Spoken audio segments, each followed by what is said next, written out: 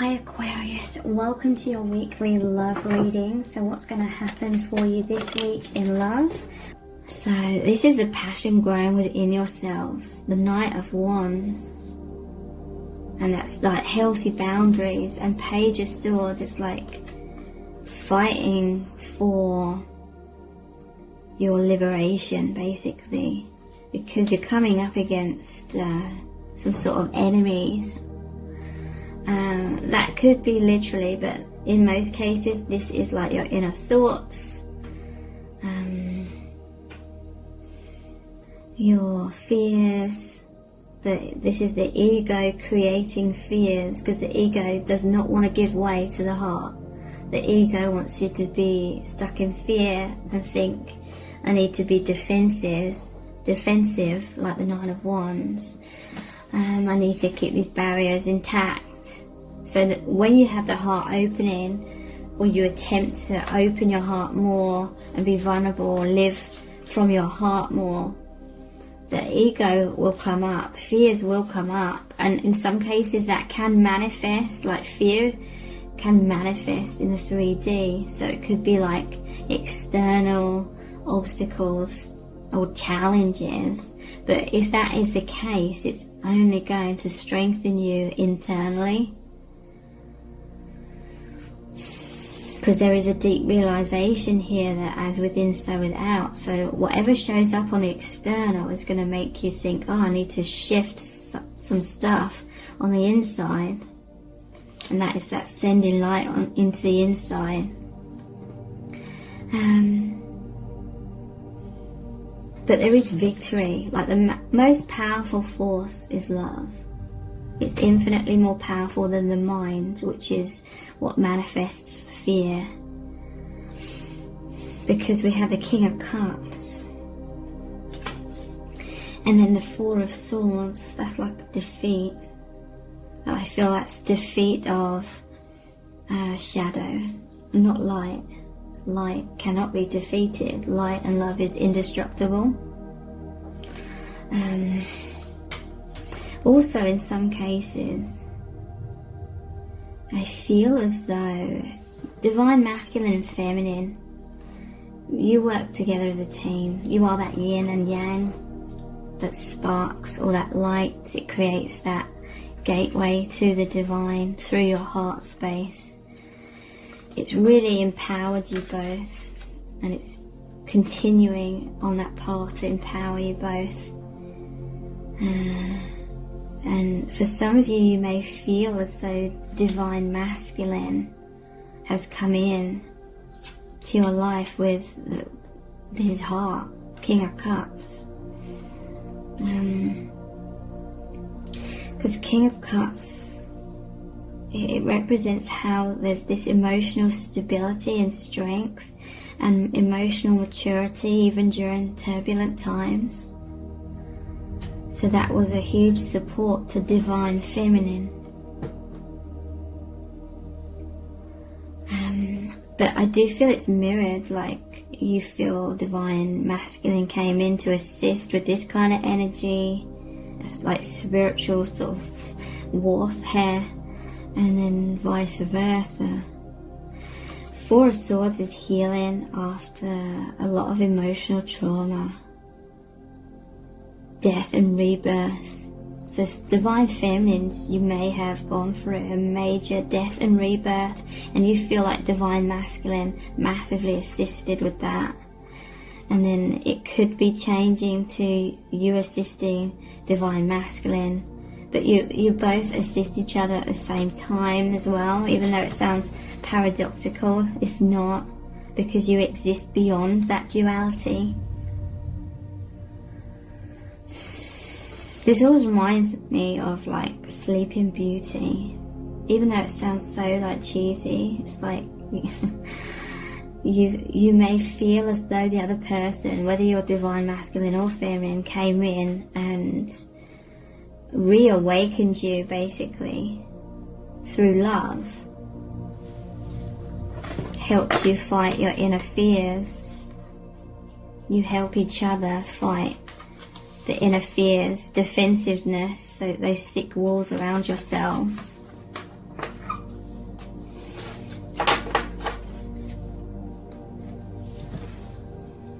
So,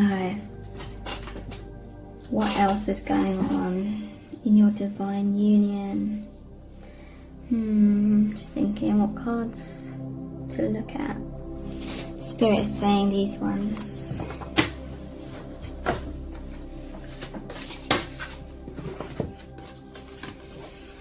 Be authentic to who you are. You are asked to be real and true pertaining to who you are and how you feel.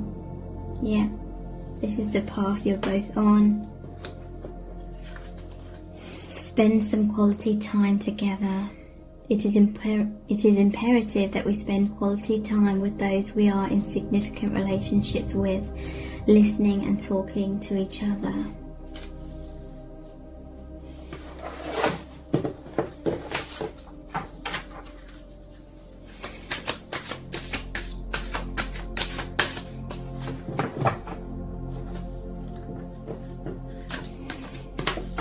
Have faith.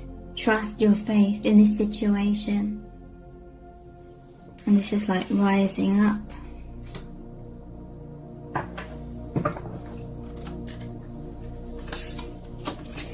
And miracles and blessings. Everything has its gift.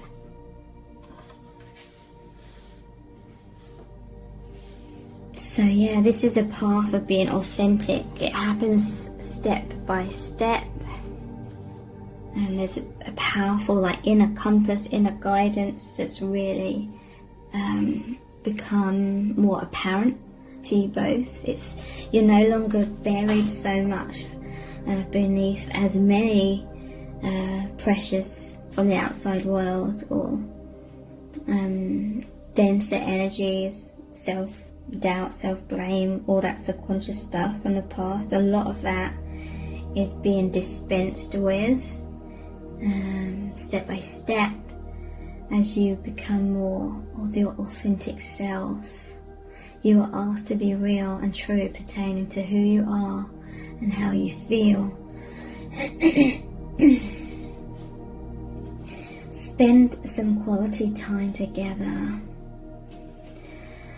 So I feel you either do spend time with each other in the 3D. For many of you, this will be energetically.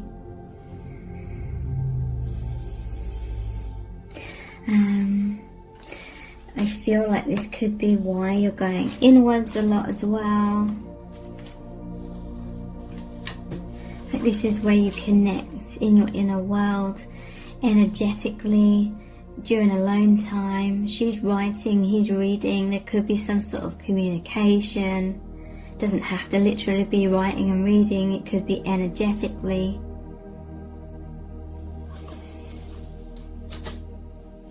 Have faith. Trust your faith in this situation. You're both rising up. This transformation. You can see things from a much higher perspective. I'm hearing that more clarity will be coming in very soon. If you're feeling confused or stuck in like that 9 of Swords, worrying energy about something, and miracles and blessings are coming your way. I'm noticing this is 13, so death and rebirth. As you release, more miracles and blessings are coming in. Everything has its gift. So there's a lot of growth, a lot of learning happening from this death and rebirth process.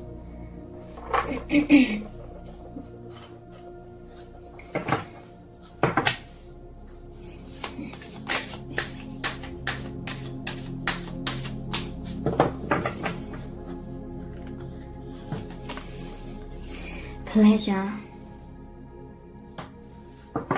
This is that gateway between your hearts that takes you to the higher realms. All these steps, you're taking these steps into ascension, and it feels so pleasurable to you both. You're coming into more pleasure and transformation. I always see this as like the yin and yang, masculine, feminine, butterflies. Have faith in your transformation. Have faith in that liberation from any struggles of being in that cocoon. The struggles strengthen you. Everything has its gift.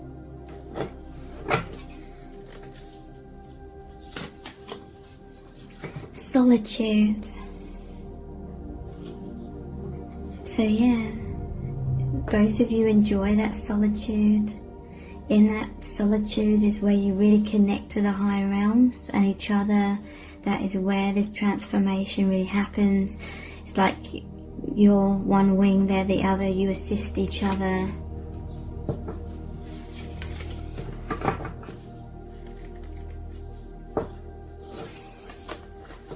And truth. And this is going over the top of the miracles and blessings. Everything has its gift. So interesting. You are coming more into truth and authenticity. But again, initially it can create turbulence. That was that energy that came out in the tarot cards, where I said it looked like a battle. Okay.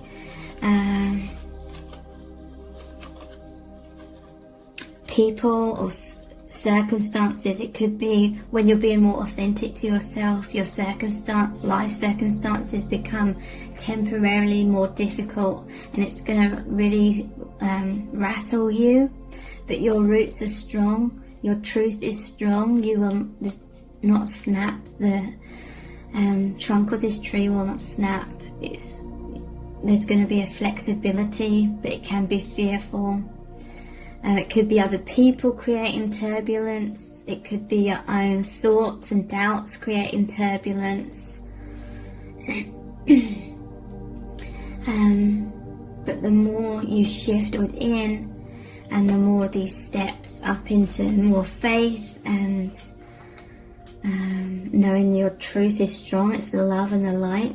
So it manifests more and more. Trusting in that, it means the turbulence eventually dies away and you come back to this like stillness. Look how still this lake is. On the inside, I'm hearing you can have this stillness even when turbulence on the outside happens. So I'm going to finish this reading with a Rumi Oracle card. It's going to be a powerful message from Spirit about what's going on in your connection at this time, what's going on the path at this time, and their guidance for you. What do you need to know?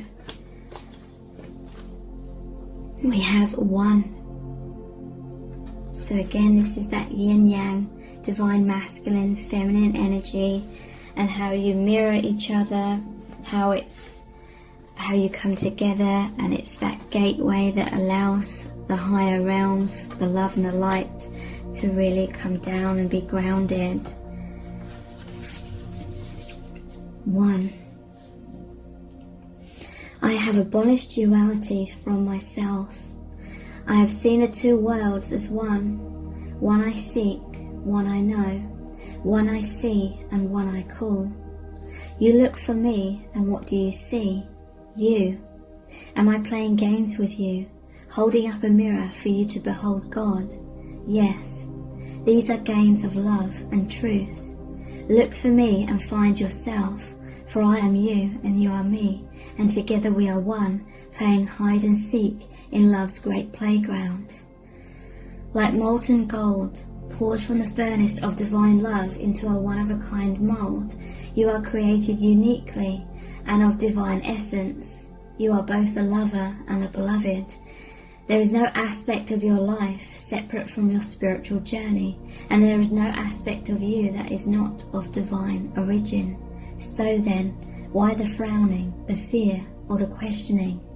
Let me share a sublime secret with you. Let me whisper it into your heart. There is nothing to fear. All is unfolding according to the divine genius, and there is a sweet shift in store for you. No matter how dire circumstances may appear to be, or despairing you may feel, there is still an avenue through which fulfillment and resolution will be granted. This will happen. That is because the divine seeks wholeness of the one. That means anything and every part of existence, and that includes you and all aspects of your being and life, is claimed by the divine. Your return to the divine is demanded, every part of you, every life circumstance. The divine keeps rigorous, flawless accounts, therefore nothing shall be left unaccounted for, not even that which seems to be outside divine attention and grace at this moment. You must remember that you are a living heart, the dweller at the centre between heaven and earth, star and soil, light and dark. If you cannot summon the joy to rise up and meet the beloved, fear not. That cunning lover lies deep within the depths, waiting to gather you into sacred embrace as you descend into darkness. Either through flying or falling, you shall be caught and tangled up in divine embrace. So fear not, cast aside worry and concern. Know that you are thoroughly itemized on the divine ledger, and not one moment of your struggle or suffering shall miss the hawk-like gaze of the ever-attentive and heavenly beloved. This oracle comes to you with particular guidance. There is a friction or conflict within you or your life right now, a sense perhaps of being pulled in more than one direction, and confusion because of this. You are questioning which path to take, this way or that. What if you choose this path and it turns out the other would have been better? But how can you know now what choice, if any, is most needed in your life? So many questions, your mind is scurrying. There is no other word for it. Backwards and forwards it goes, to and fro, trying to settle upon the truth. I love you too much to allow this to continue unchecked. Surrender it, give it up. The truth you seek is this: you shall be. You shall manifest your destiny, just as the acorn grows into the oak tree. You cannot be other than what you are, and as you accept this, life responds. It breathes and relaxes around you, so what you need can come to you more easily. It finds you, drawn to the need in you that is natural and inviting, and not a cause for anxiety or distress. The need leads to satiety. What is desired and what fulfills that desire is one. They are lovers that come to each other naturally, even through darkness and confusion, drawn to each other, following the natural course of the universe to become one. So do not fret and fear, my beloved. Do not hold back from that which feels incomplete out of anxiety or distress. It is just the lover that will soon be joined by the beloved. You are recognizing the moment before this occurs, so fret not, and instead let that inner lover loose. Allow her to shake out her hair, put on her most sensuous perfume, and laugh as she dances barefoot in fields of lush grass and fragrant flowers. Let her tempt her beloved to come close, because she can be seen, she can be heard, her movement sends her scent through the air. She entices the yearning beloved to her, and soon enough they meet, and it becomes possible for yet again two to become one, and then there will be wild peace and ecstatic contentment within you.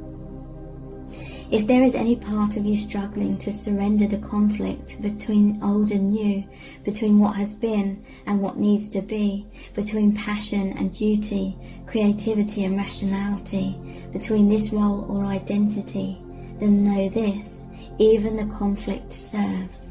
Don't choose either one and believe it is the answer.